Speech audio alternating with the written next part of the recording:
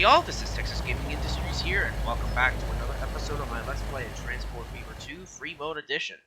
In the previous episode, we basically got started on connecting a couple of more industries and operating some more trains, as now we're transporting oil sands and water to be processed into refined oil, as well as sand and dirt water to be later be used at this recycling plant, as well as basically getting these convoy of trucks to pick up loads of silverware at the silver products factory once they are produced. Hopefully in this episode we can finally also get started on basically acquiring some new vehicles, as well as expanding to the last town of Granite and basically hopefully getting the last loads of freight transported, because we still have a whole bunch to take care of. Which reminds me, where is that little logging train that I set up in the previous episode? Not there, that's the Hudson. That's an Atlantic. Ah, there she be. Little 54, a tiny little 262 with a long string of skeleton cars to pick up logs from the camp and take it down to the paper mill. We'll have to eventually also deliver the loads of paper from the mill all the way up to this carton factory to be processed into packaging cartons, which is located at this industry here, along with water and fruit juice. We also have the Kingsburg Champagne factory as well. Let me think. I think the next best choice, speaking of which, I haven't even finished doing any of the signaling along the new section yet. Because of its electrification, I'm making it all basically this type. All electric signals.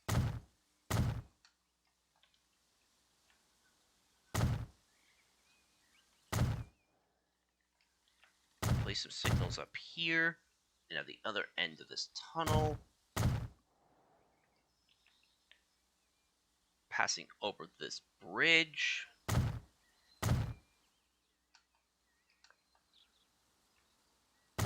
Add a couple of these signals here. And to basically top it off, I'll need to place down a large signal gantry over this track.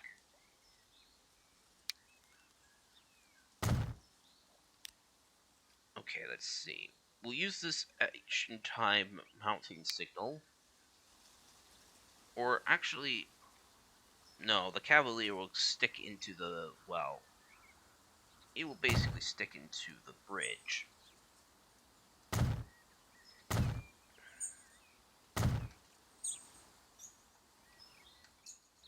Not great, but at least it will make it look nice. There isn't any trains going into that station just yet, but there will be eventually. Oh, and we also have a new airplane, the Junkers Ju-52, along with a new type of engine, the Northern 484, with smoke deflectors, a new Penzi-style P-70 coach, one letter for Reading Seashore Lines, and that's basically it. Speaking of which, this air route, however, it's time for this plane to be replaced. Although it carries a good amount of passengers, this is basically too small. This 20 capacity plane will be very much helpful in reducing the amount of passengers waiting. Let's see. I think I'll also need to set up just a pair of signals here, and the new electric line will be ready for service once we get a new electric engine. Speaking of which, now that we have a new freight engine, let me see. Oil sand, water, refined oil, it's all on its way. Let me think. What about paper? Paper is needed at the cigarette factory, which is located near Shinestown. Now, in order for my trains to get to this industry, they'll have to go over this track, which is basically maybe worth it. And according to consumers, the only two towns that need it is either at Cedar Point We're down in Ridgeland. Since this is basically needing only 2 destinations, I think this freight station will be alright. Plus, it will give me a chance to try out my new locomotives. But, since this station will basically be using electric traction, primarily to deliver the loads of cigarettes down to Cedar Point, the station will basically be... You'll have a pair of tracks for electric trains. However, those 2 tracks are basically reserved for the train carrying the cigarettes to Cedar Point.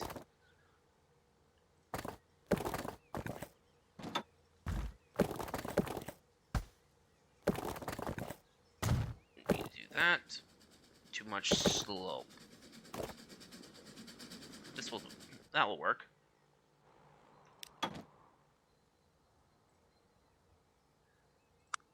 Let's see. No catenary. Let's see. Will I make the curves a little too tight for some of these big engines? Why am I building it at that curvature speed? Let's see. Well, first of all, I want to at least try to make it look a little more presentable.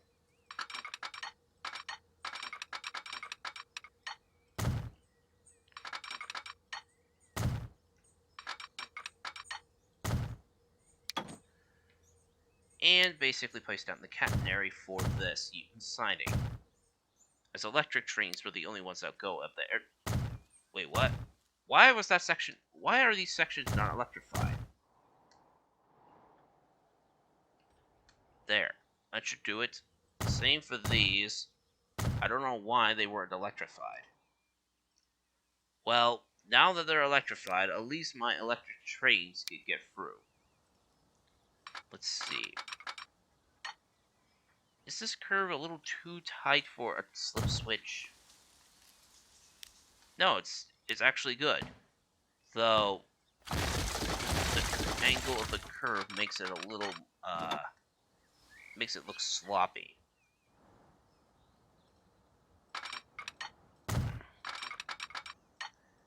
Too much slope. Darn it. Too much slope. That'll work, but I can't use a very big engine for this route.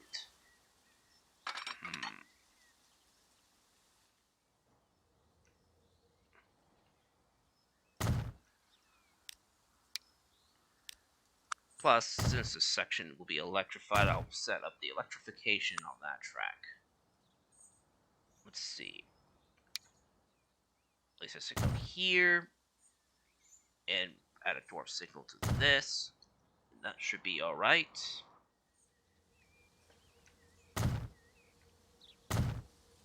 I should also add a couple of dwarf signals here.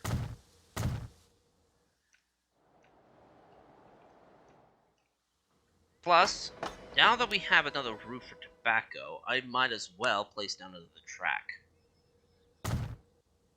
Since this is the only tobacco farm I'm serving, I need to have another track available.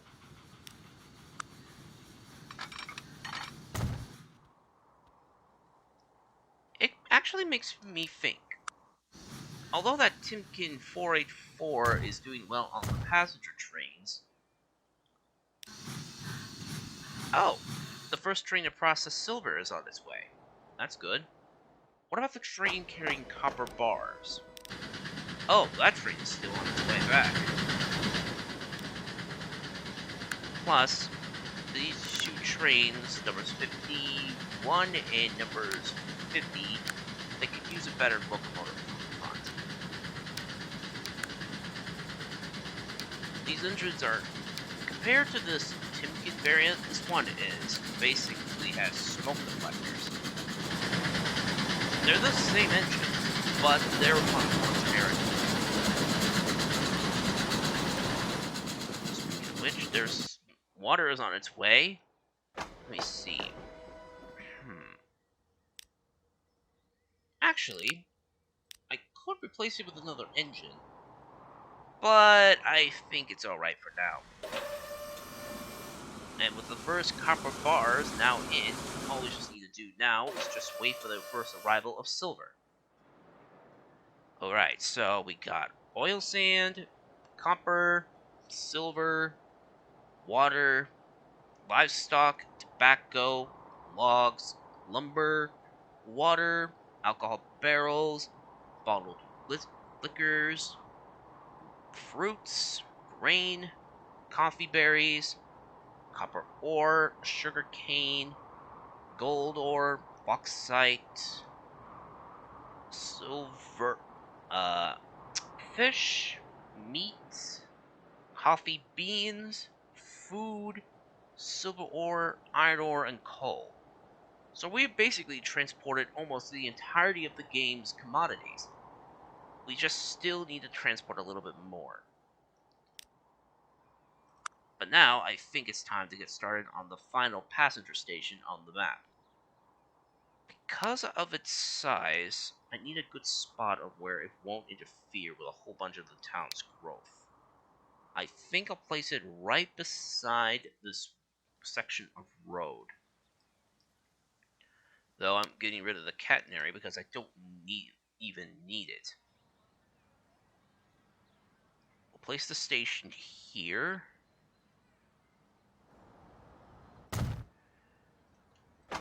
And we'll basically remove the roofs for this station.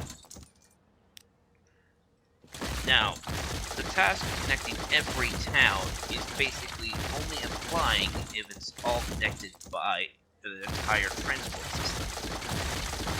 Since I'm using trains as a main source of transportation, once the station is connected to the mainline network, it should be finished.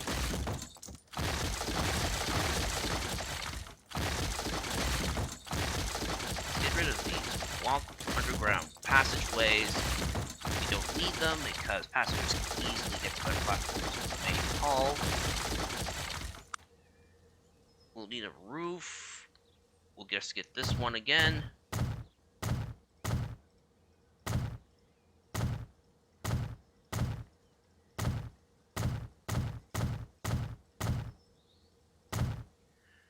Though I think we'll eventually replace many of the aging stations with a much more modern variant sometime in the future.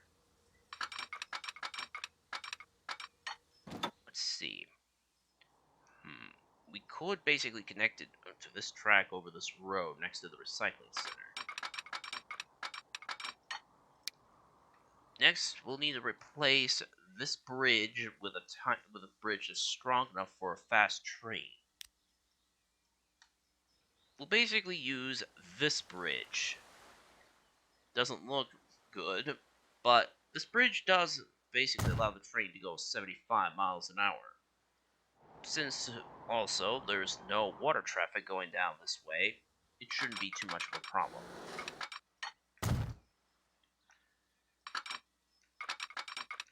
After going through this crossing near the recycling plant, as well as changing the crossings into something a little more realistic with a cross buck. Delete some of these tracks to make it a little more neater. Let's see.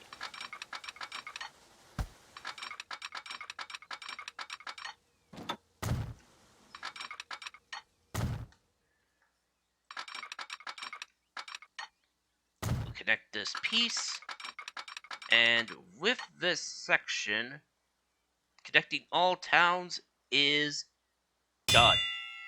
Also, we got some new buses. These buses basically are a little bit bigger and carry a lot more passengers. And we got ourselves some of our first streamlined steamers, the Commodore Vanderbilt Hudson, along with a freight variant of the Norfolk, and the first streamlined passenger train, well, the second in railroad history, the Pioneer Zephyr. We are now fully into the streamliner age, and it's about time to get started on basically improving my passenger trains. As much as many of my passenger trains look, I feel like it's time for a full-on upgrade, or replacement.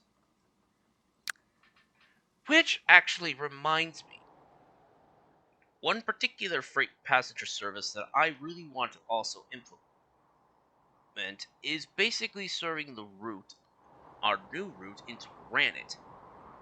But first of all, the station needs to be, we need to get the station tracks all finished up first. We need to get it ready for commuter trains, and we also got to get it ready for the express trains that will come much later down the line. We'll connect this here, and let's see, do that. And then, using the terrain tool, we'll flatten the ground out. It will add some crossovers, and the track will soon be ready for service.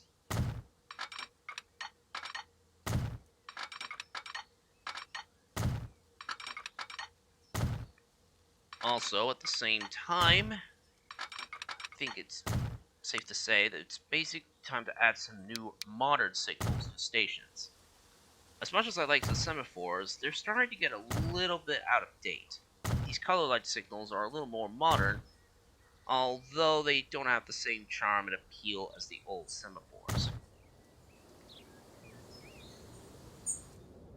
But they're a little more like I say, they're a little more accurate and they don't cost as much to maintain.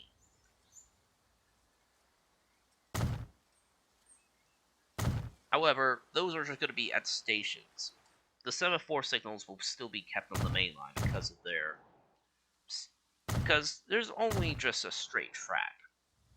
Also, we'll also need to get started on transporting freight, sand, and wastewater to this recycling plant, which then, in turn, can be delivered to Granite. Now, let's see. Let's get a new route started. It's time for a new express service. The new express that goes to Granite will go from Leamington for Greenwood, Longhorn, Grand Valley, and into Granite on track 6. Then it will make the same stops on the return trip back. Now let's see, we need to make sure that the train stops at the correct platforms. And also give it the correct express train colors. Oops, wrong platform. Let's see, Grand Valley, going on track 2. Then on the return trip, you're going on track 1. Then you're going on track 2, and you're going on track 1. Let's see. This is going to be Express Train E. And it's going to run from Leamington to Granite. Oh, what now? Train 33 and 55. Oh, great. The trains are too long to fit into the platform. I'll have to turn them around. Speaking of which...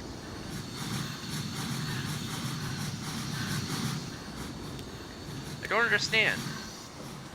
The only alternative platform at Grand Valley is on this section is on that platform.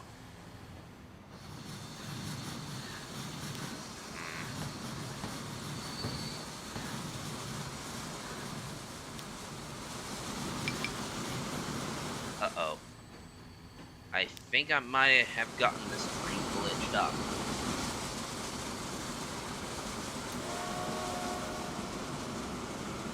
Great. Now my 2 commuter trains are stuck.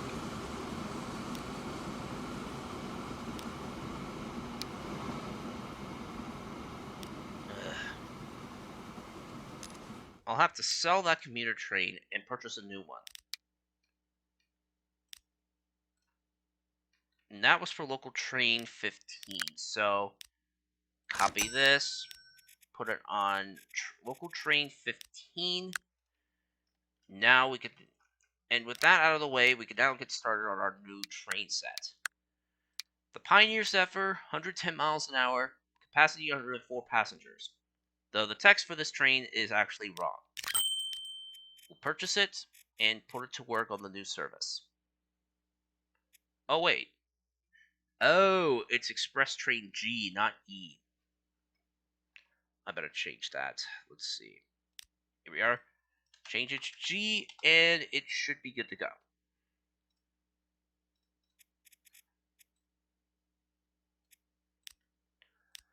And at the same time, I also want to add a new express service that goes from same stations on the way. Now, actually, why not a new express service down from Black Diamond City? There is a spare passenger platform there. It'll go for Riverside, then through Grand Valley, and then into Granite, which is going to pull in on track 1. Then go from there again, and then go back through Riverside.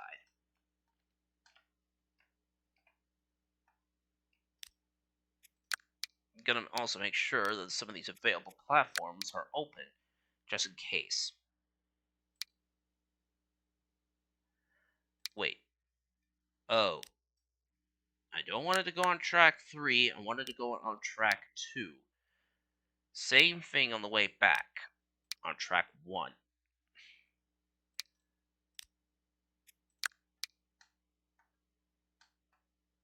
This will be Express Train H. H going from Black Diamond City to Granite.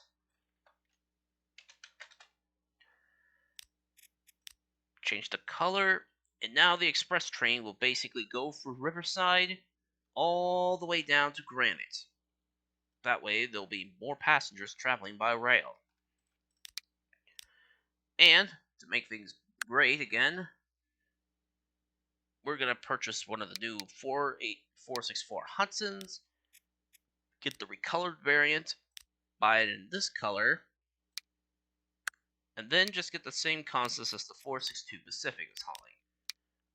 A pair of Pullman heavyweight baggage cars, along with 3 Pullman coaches, 1 diner, a parlor, 3 sleepers, and an observation car. 55.8 million, but that is definitely worth, but it will be worth every single cent. We'll assign it to the new route,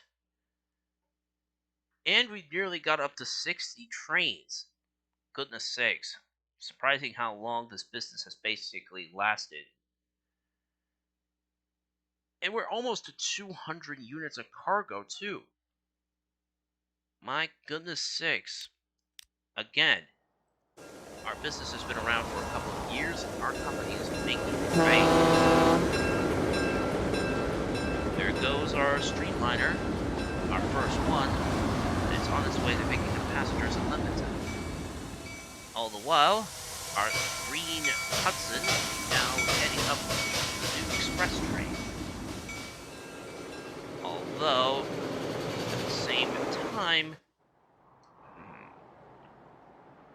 I think it might be time to start transporting some more food. The only town that has it is Greenwood, so we need a faster engine for a particular commodity. Let's see, Javaburg Central. The Fillmore and Western 280s are still doing their job. Let's see. I think with the new 484 Northern, I think it's about time that we... Wait, what? Why will it pick up oil? I just wanted to drop it off. I think it's time to replace this Mikado with a much larger and faster engine. It goes 75 miles an hour, but it does have the strength. Oh. Too long, so I have to reduce it to 750 units. But with that out of the way, I think we have done a pretty good job for this episode so far. So, if you enjoyed this episode of my Let's Play Transport Fever 2, please be sure to leave a like, comment, and subscribe. The Texas Gaming Industries for new video uploads every Friday or Saturday, depending on my outside schedule. And, as always, thank you very much for watching, and I will see you all in the next episode. Bye!